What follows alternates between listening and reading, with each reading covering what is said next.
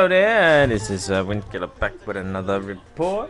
This is the second game, as promised. This is the second game in the last fading, no, not the fading flame, but cripple tournament of the year.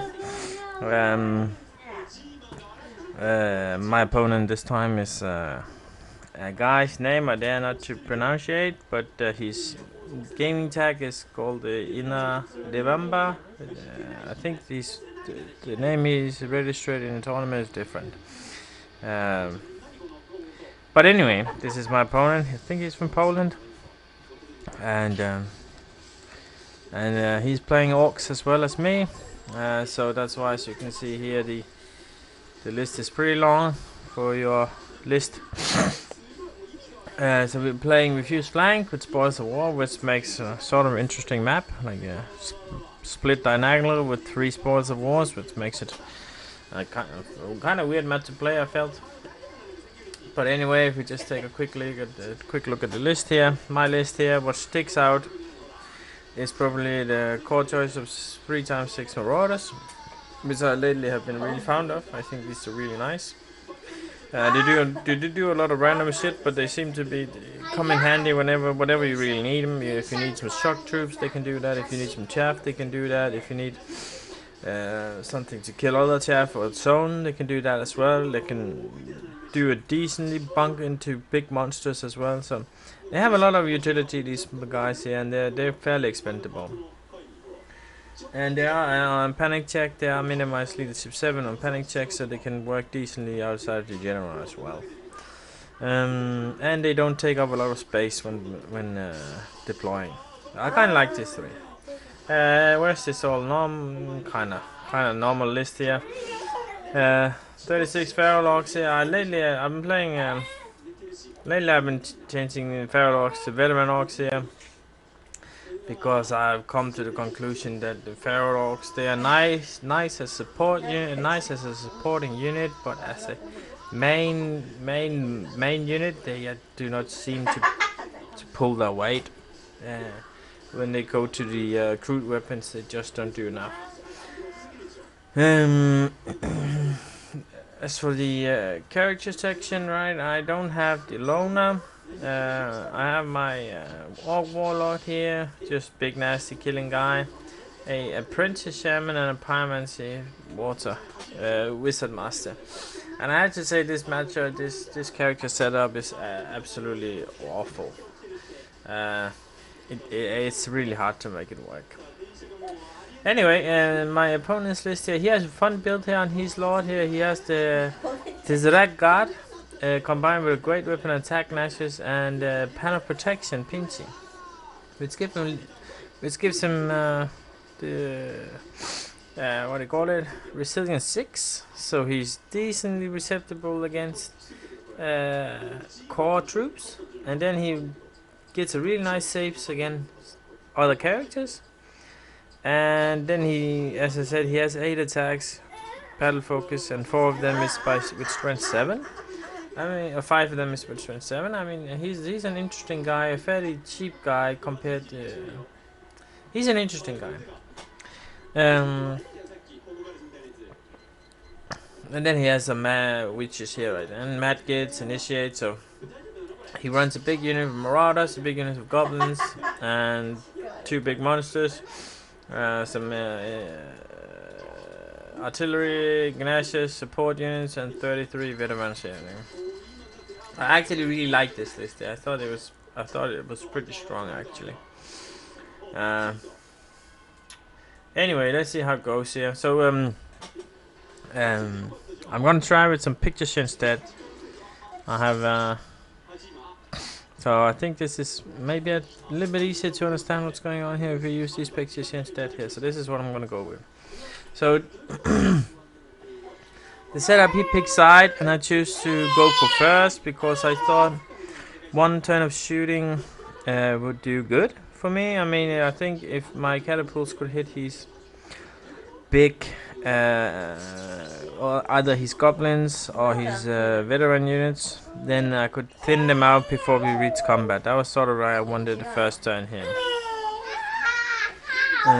So I played and I concluded that my defensive is better than his defensive, and his offensive is better than my offensive. So I deployed a little bit defensively. Yeah, and I wanted to have my big boss, my main unit in the middle here, because then because I don't have any tools against his great green idol really, apart from my own great green idol obviously, and my lord. My lord can reach strength 7 and with +1 to wound. No, strength 8 and +1 to wound. That gives him strength 9. Then I can deal with the great green idol, right? Ideally. So I wanted to put him in the middle and make sure I could go wherever that big guy was.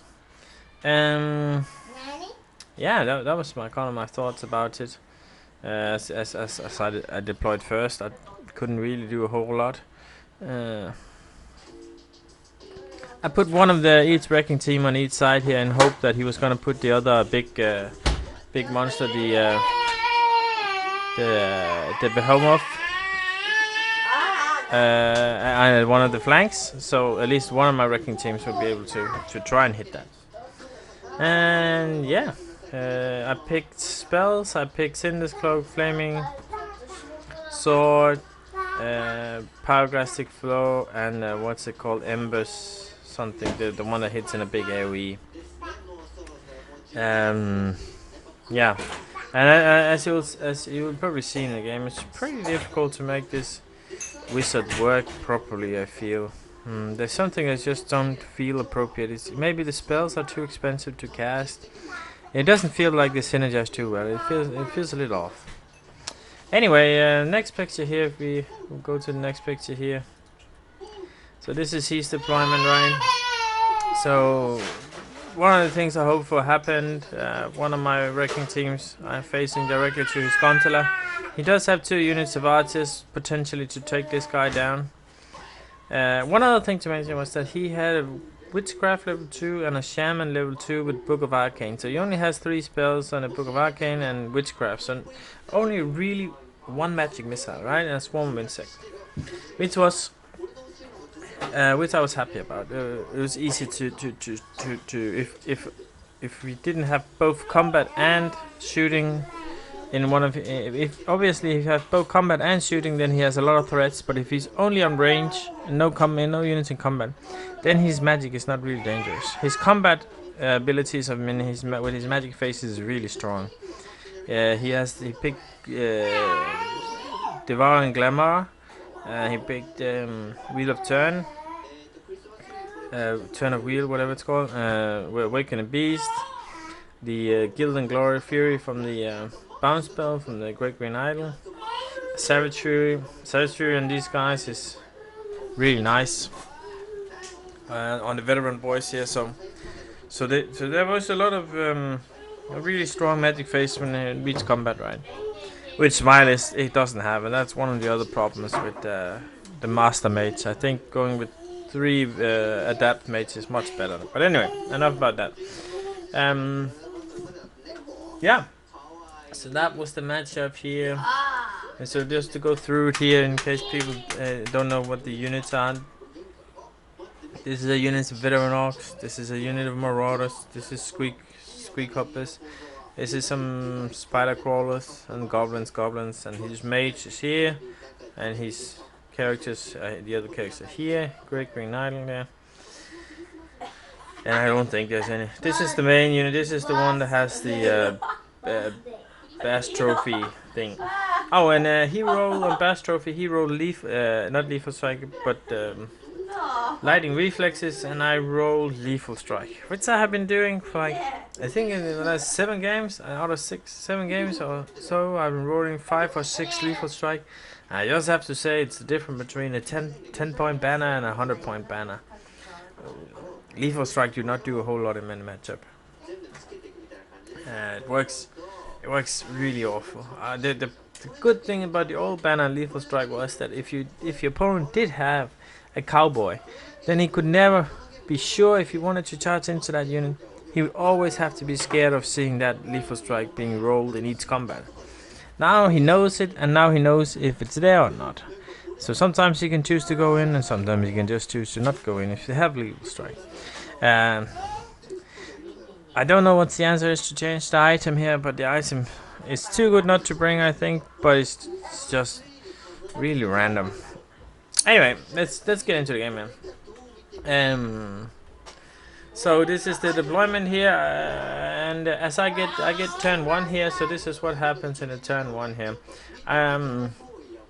When I saw this happen here, right, I realized quickly when I saw he plays 40 goblins and the big behemoth on the flank, on the right side flank here, I realized this flank here was lost because they all have poison. My Great Green Idol is not supposed to fight things with poison. So I quickly understood that the right side flank was lost, so I decided to push on the left side flank. With the trolls. The trolls I felt were probably good against almost anything. I mean, his mage is all the way down here, so it's only really shaman spells that he can cast on his veteran marauders here, right? So the idea was that I would move them up really aggressive. The idea was to move them up to around here. Obviously, depending on how long he moves the marauders up next turn here, but move them up still within charge range of the marauders here.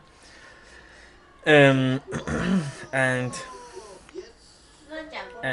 take the charge, maybe flee, maybe die, and then prepare a counter charge here.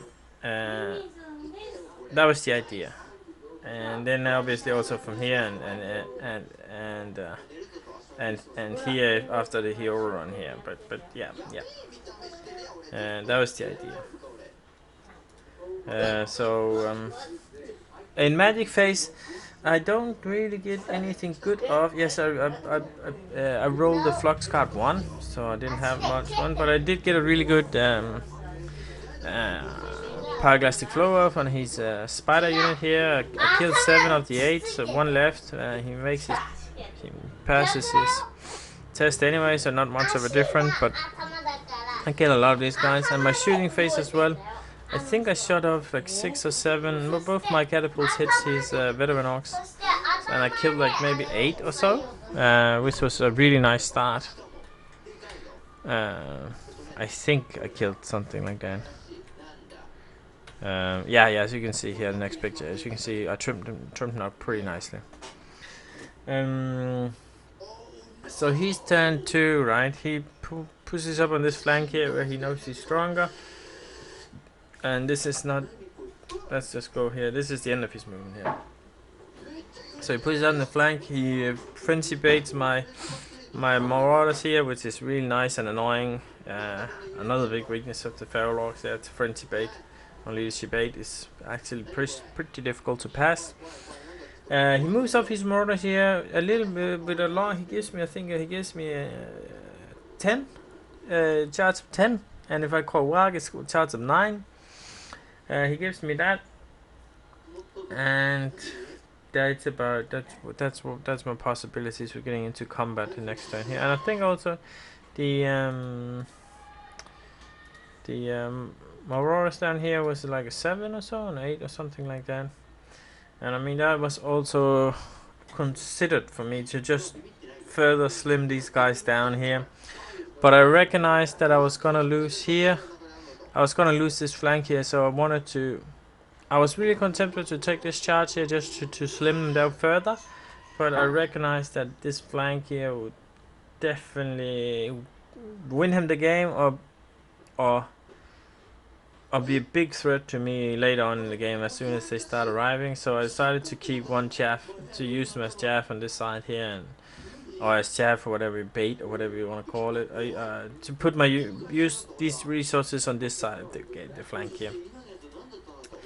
Yeah, and that's what he does. He obviously also sets up some counter charge. If I charge the big Great Green Idol here, he's ready for the counter charge. If I charge his veteran orcs here, marauders, he sets up the counter charge with the Great Green Idol.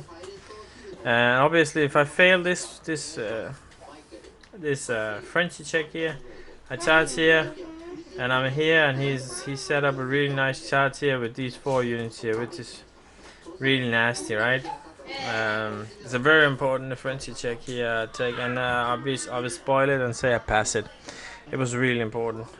Probably lost the game here, but I don't think there's much I can do about it. There's not much counterplay I can do to it. The reason I shot the spider crawlers was for that exactly purpose, to try and stop him frenzy baiting me, and it's hard to stop. Anyway, the next shooting, his shooting fails. He doesn't hit anything. He tries to kill my wrecking team down here, but he fails with his shooting, and that's about it. So my turn 2 here. Magic, also nothing big happened. My turn 2 here. So as I said, I made it the frenzy check here, so I prepare this unit here to prepare this unit from the impact on the left side flank here. There is one thing here, dangerous thing if you like. The gondola charges this unit here, or run into this unit here. The marauders charges here, and the great green idol charges to the flank of this unit here. They're all fairly long charges, so I mean, like, they could potentially fail, and I could also flee with this unit here, and then the gondola would need, I think it would need a 10 or so to reach the feral orcs here, so they could potentially fail, right?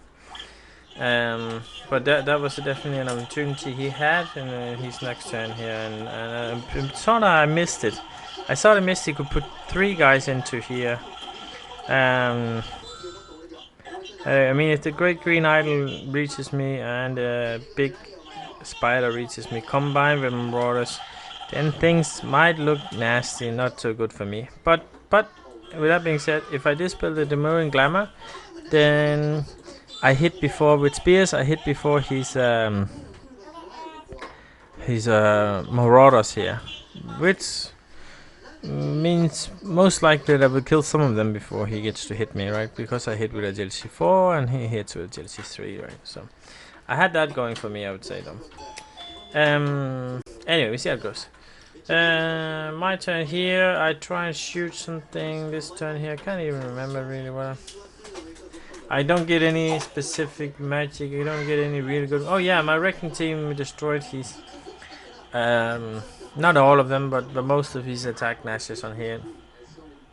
And the other wrecking team needed a 12 to hit his spider here. Didn't hit it, which would have, I would really have been happy to get my wrecking team into his spider here, but I didn't.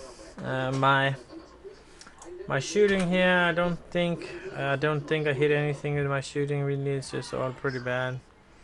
So as I said here in the last turn here, this is my preparation for when I prepare the charge from the marauders on my trolls, right? I set this great green idol up in the front, combined with marauders here, and then when my trolls start fleeing, his marauders will flee to around here. I can charge here, here, and I thought that would be nice. Yeah,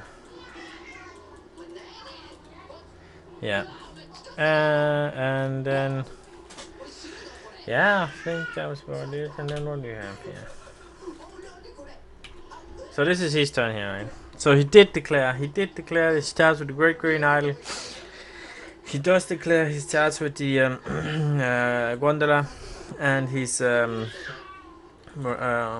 marauders here on horses. And this was a pretty. He did call war cry. He failed his charge with the great green idol, which was a 9, I think. It needed a 9 to hit me, you know, and he failed that. And the gondola, I was deciding whether or not to flee, but I decided to stay actually, and the reason for that was because the behemoth was actually not. I think it was just a 9, and it's a beast, right? With an extra. I think I recognized the chances that him actually hitting me was not entirely impossible, and then yeah, I think it's just a mistake not fleeing there. Just a mistake not fleeing here. Yeah, that's a mistake not fleeing here. There's nothing to say. Anyway, I stayed. yeah, so this is the end of his turn. He gets Savage Fury off on his unit here.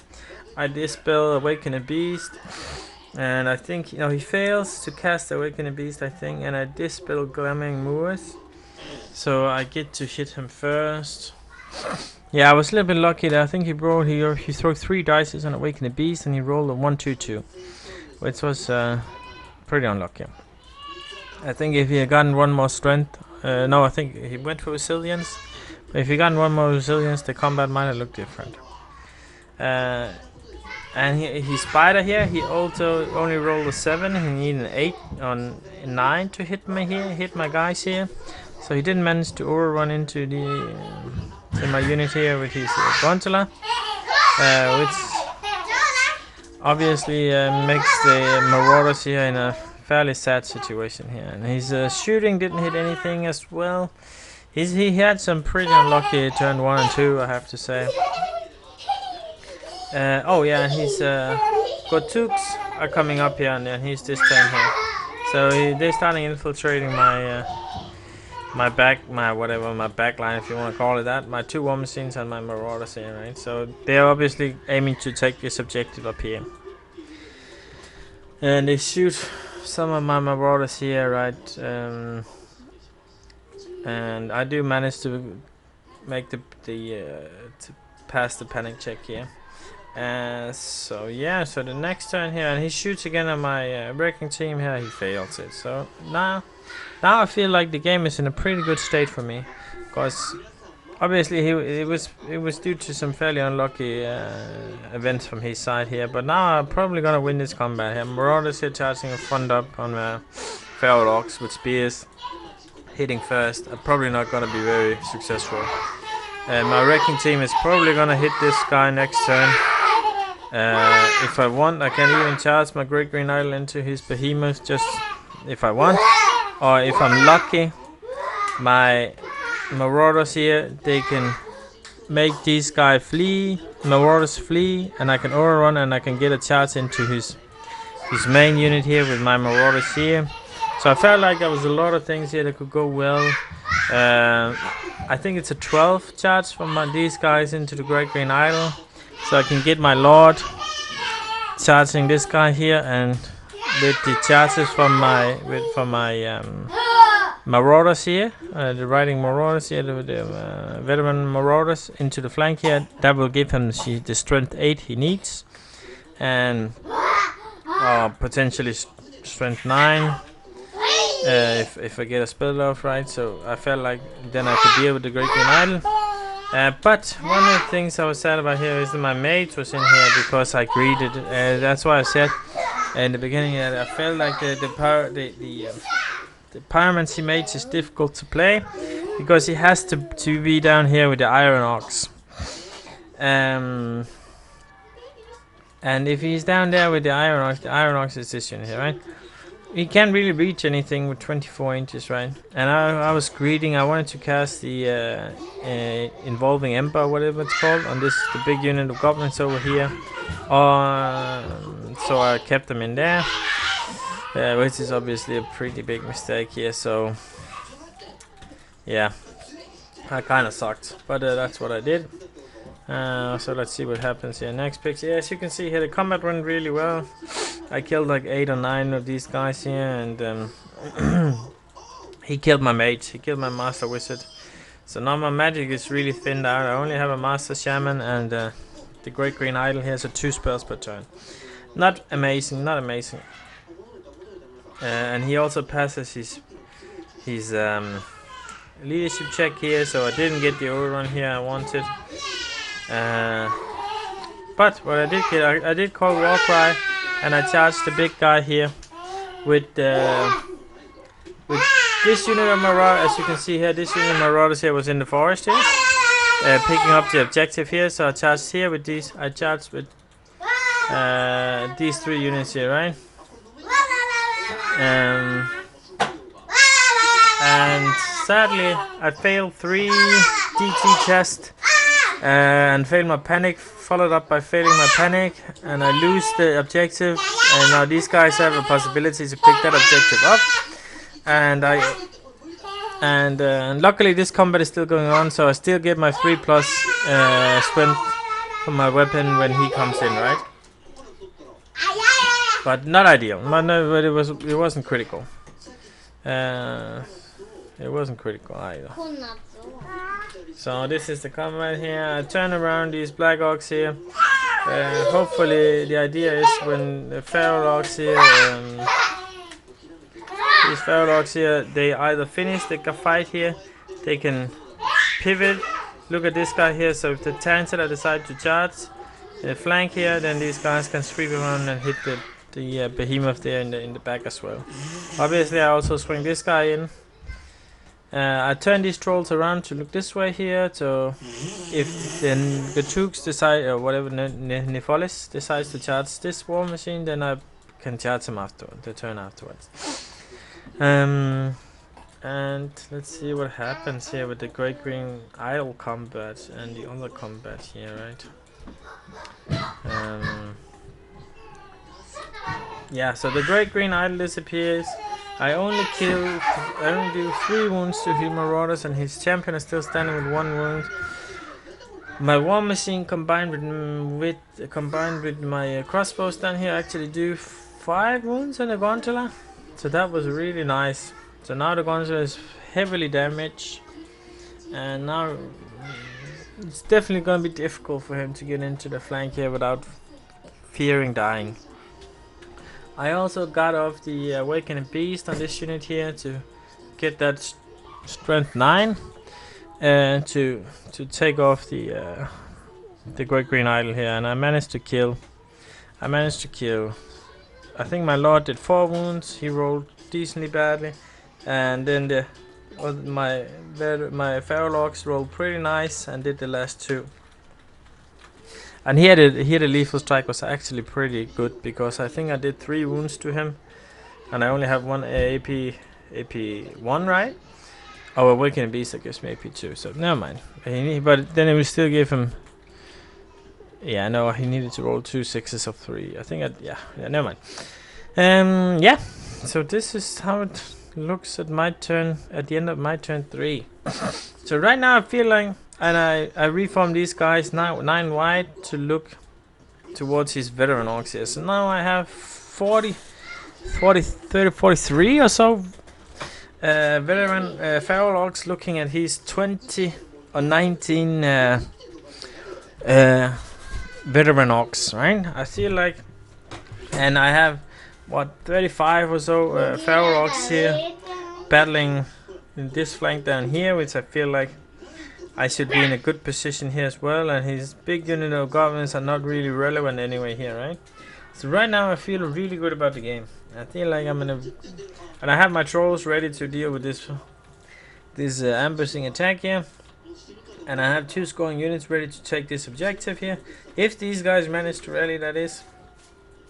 And I mean, hopefully when this unit here survive this combat here, I still have some guys to take up who can try and get this objective here, and then I have my big unit here to try and deal with his big unit here. So I felt I was in a really good position here actually. But yeah, it's a dicey game, right? So you do get the charge down here.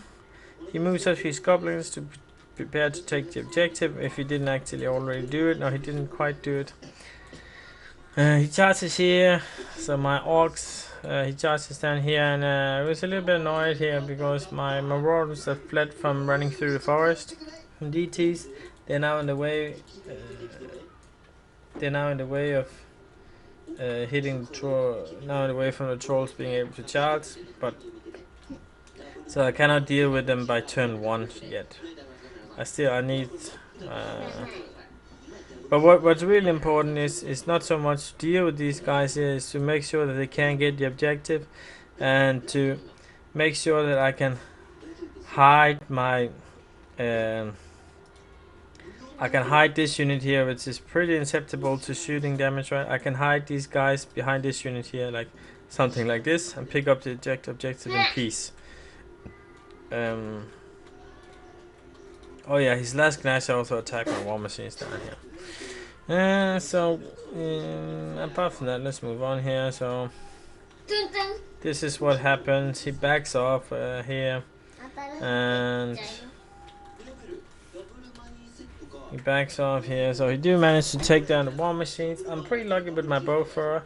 He win by 1, and I passed the leadership 5 check here. And as I say here, as you can see here, I put my trolls in front of my marauders here, and I put them within 7 inches here, so I can walk up the next turn to pick up the flag. And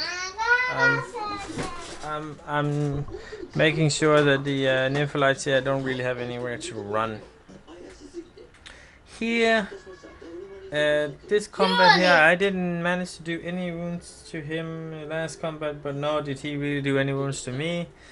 I passed my panic check. I was within the bubble for my general, my BSP. So that was nice. And then I get my Iron Orcs into the flank here, as I mentioned previously.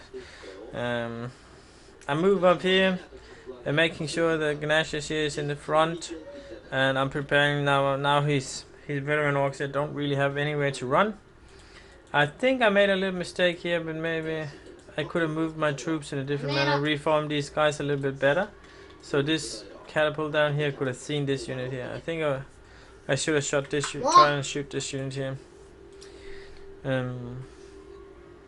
But yeah, that's my turn here. That's my turn 4 magic. As I lost my mates here, so I don't really have any good magic. I do get off Savage of the Beast on these guys, +1 strength. So there's strength 5 now, and I managed to get through these 2 guys here, which I mean 15 Iron Orc should go through a 5 wounded behemoths, right? And they turn around and put them here so they can move up to take the objective by turn 5. Or move up to the objective in my turn 5, and turn 6 they pick up the objective. Or is it so? Yeah, so his turn 4, we're looking at his turn 4 now. He releases the goblins here, right? So he's preparing the total defense here of his veteran orcs here. So he releases the orcs here, which are going to go this way here. So when I charge him next turn here, I'm gonna be taking this is a really good defense play by him, I think. I'm gonna get 2 Mad Gits into the flank, and when I charge, I'm also gonna get charged by the Ganashes here in the flank. He does have to survive with his units here for at least 1 turn, but they are bodyguard and they are bodyguard, right, and be at BSB. But if he does survive, I mean, he has some really nice counter charge setup, right? Yeah, and it's worth to mention, it's only 19 of him versus 45 Feral Orcs, and I do get to hit him first on the charge. I don't have too many spells. I can get the Great Green Idol within 6 inches of my units here to boost their, to make them reroll the ones onto wound. But neither does he have any buffs at the moment, except from the lightning reflexes he had from the beginning. Yeah, let's see how it goes. My turn 4 here. We're at my turn 4, right? So I do go in here. I decide to go in. Yeah, I decided to go in. Oh, he did. I dispelled some spells. But anyway, I can see here he does get the savagery off from these guys here. And this is the end of my turn 5, I think. Yeah, this is my turn 5, right?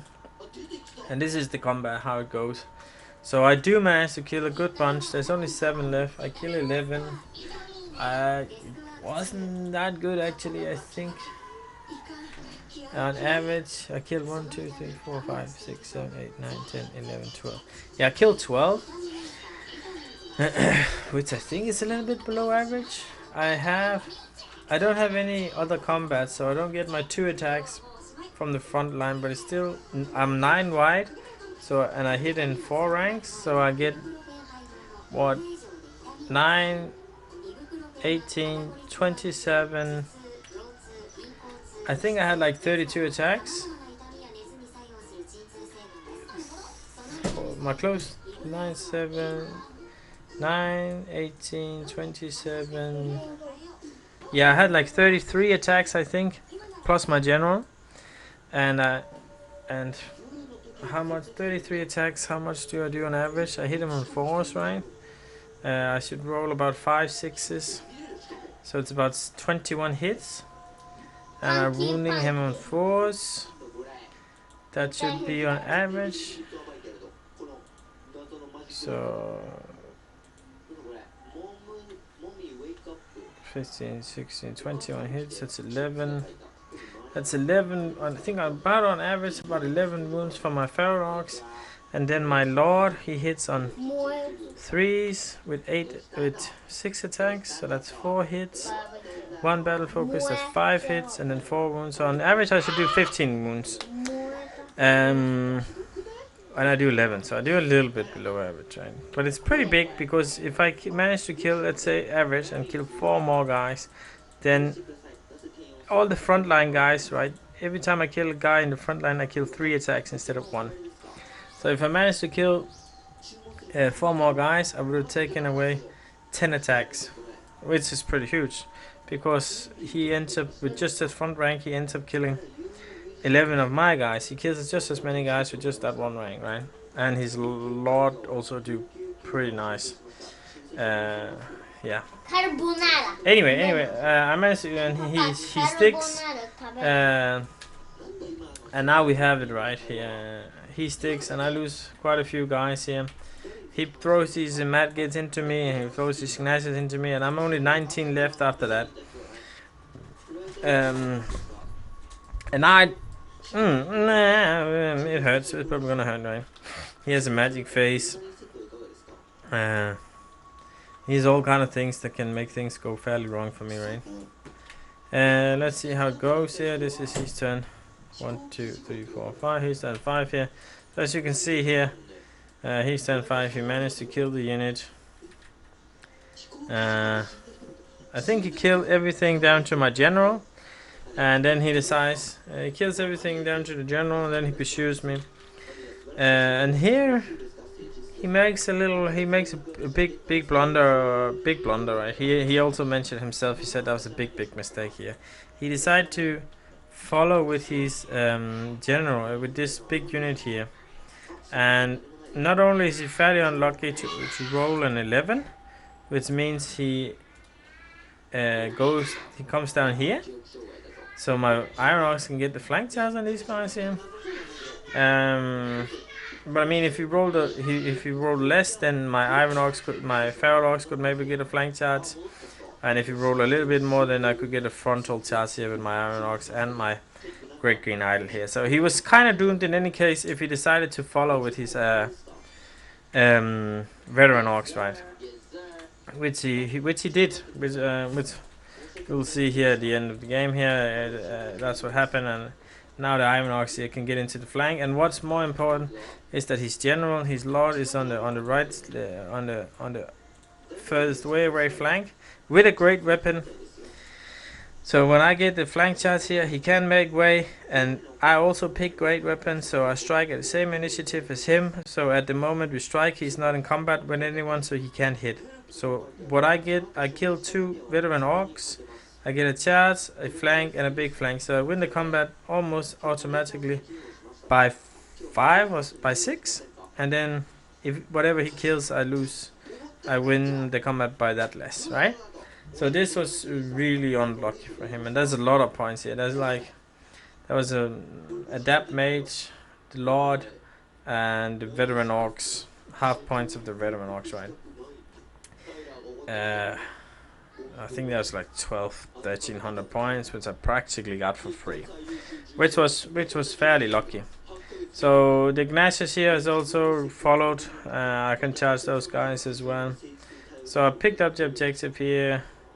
I charged Ignatius. I charged the Lord down here.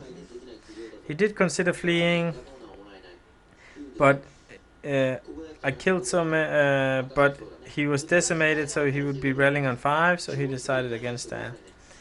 And yeah, this is the end of my turn 6, right? Oh yeah, the goblins also panicked, but that was actually pretty good for him. The goblin panicked here, but that was good for him because if these guys charged here, I could line them up so I could get a flank charge here with the aura run into these guys here, which I think would also lead to a panic check for him.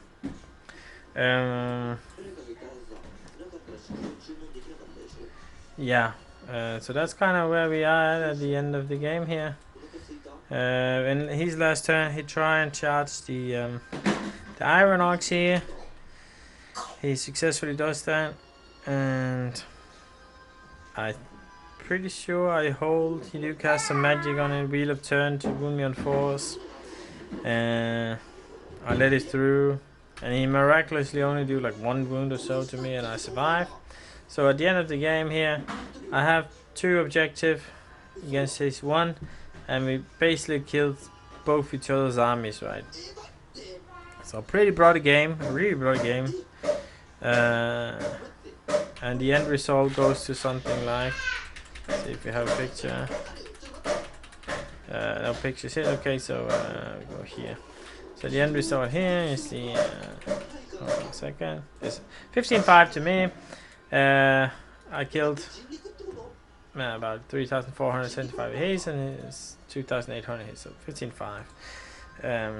Yeah, overall a good match. I think I enjoyed the game. I think it was a good match.